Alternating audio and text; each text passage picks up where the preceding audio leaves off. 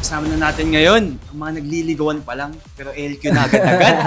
Vision Patrick and Kakay with Coach Eljon. Hello po, kamusta po? Hello. Coach Eljon, kamusta naman? Masaya ka ba sa performance nilang dalawa? Sobrang happy.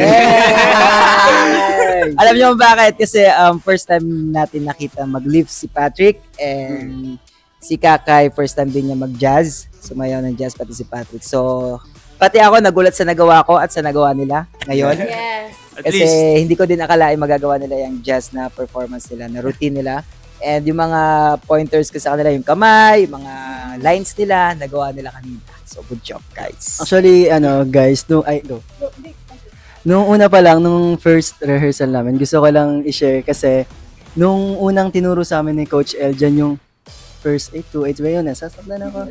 Grabe, ang tagal namin nandun kasi hindi namin makuha yung proper nung paano i-execute ang jazz. So, first day, hindi namin natapos. Kasi sobrang grabe, parang yun nga, nakakabanggit lang ni Coach Eljon na first time lang namin parehas. So very technical siya. Sobrang yung mga kamay kailangan buhay na buhay.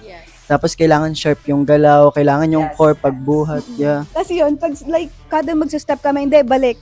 Mali ito. Ganon talaga. perfect nila. Injury na. Halo-halo. It's such a good performance and congratulations, guys. Salamat po. Congrats, Thank you.